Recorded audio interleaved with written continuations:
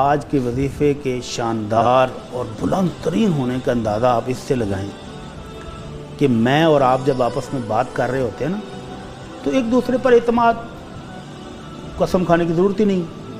کوئی ایک ایسا بندہ ہمارے سے گفتگو کر رہا ہو جس کو ہم جانتے نہیں پہچانتے نہیں، تو تھوڑی سی عدم اعتماد کی چیز ہوتی ہے ذہن میں، تو وہ قسم اٹھاتا ہے نہیں یار اللہ کی قسم یہ بات ایسے ہے۔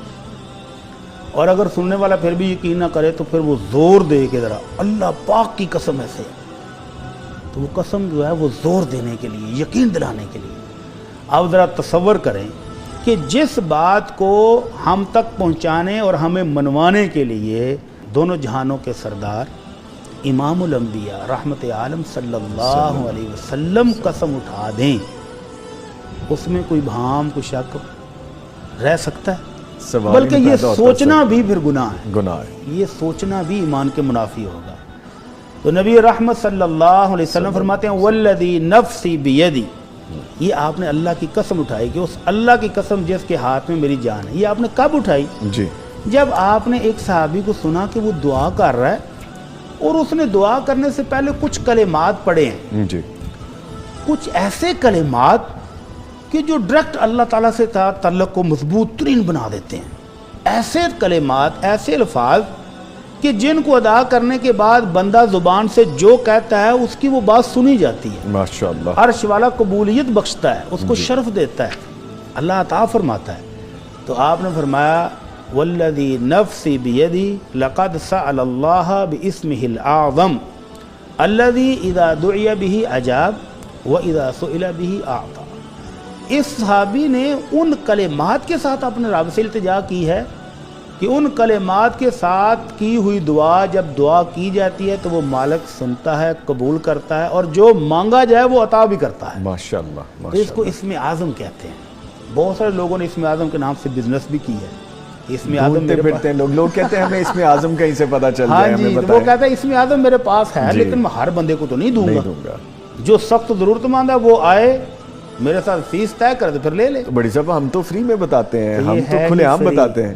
جب کائنات کے سردار نے فری دیا ہے تو پھر کسی کو فیس لینے کا بھی حق کیا ہے؟ سبحان اللہ۔ تو آپ نے فرمایا کہ اس نے اللہ کے اسم اعظم کے ساتھ دعا کی ہے، اور اسم اعظم ایسا شاندار وظیفہ ہے، ایسے شاندار الفاظ ہیں کہ جب ان کے ساتھ دعا کی جائے تو اللہ ضرور سنتا ہے، اور جو مانگا جائے اللہ وہ عطا بھی فرماتا ہے۔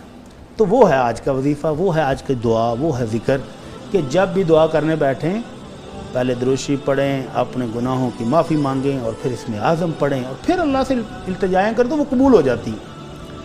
تو وہ اسم اعظم یہ ہے اللہم انی اسألک بانی اشہد انک انت اللہ لا الہ الا انت الاحد الصمد الذی لم یلد ولم یولد ولم یکن لہ کفوا احد۔ اس وظیفے کے اندر بندہ کہتا کیا ہے کہ اللہ میں تو اسے سوال تو کرنے لگا ہوں، لیکن اس گواہی کے ساتھ میرا یہ ایمان اور یقین ہے کہ اللہ تو اکیلا ہے، تیرا کوئی پارٹنر، کوئی شریک نہیں ہے، اور تو ایسا بے نیاز ہے کہ تجھے پوری دنیا کی پرواہ بھی کوئی نہیں، اگر سارے نافرمان ہو جائیں تو کوئی پرواہ نہیں، تو بے نیاز ہے، تجھے کسی کی ضرورت ہی نہیں ہے۔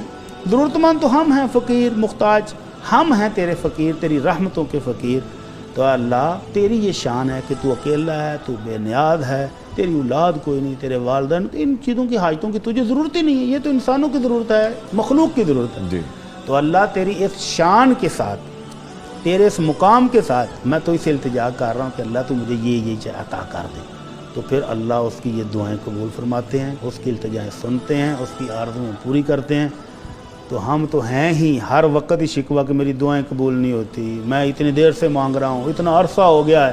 بلکہ جن کو ہم وظائف بتاتے ہیں نا وہ بھی بعض وہ فیڈ بیک دیتے ہیں جی اتنا عرصہ ہو گیا مجھے یہ کرتے ہوئے تو کیوں نہیں مل رہا؟ تو بھائی ابھی آپ کا تعلق نہیں بنا اس لیول کا، اور بڑی صاحب ہم بے صبرے بھی تو ہیں نا، صبر کی بھی کمی ہے نا، یہ بھی ہے، دل بھی ہمارا چھوٹا ہے۔ ہم چاہتے ہیں کہ زبان سے لفظ بعد میں نکلے پورا پہلے ہو جائے، جبکہ تعلق ابھی وہ بنا نہیں ہے۔ تو پہلے تعلق بنائیں، جوڑیں اپنے آپ کو اپنے رب سے، اور پھر جب آپ اسم اعظم کے ساتھ دعائیں کریں گے تو وہ قبول ہونی شروع ہو جائیں۔ یعنی آج آپ نے اسم اعظم بتا دیا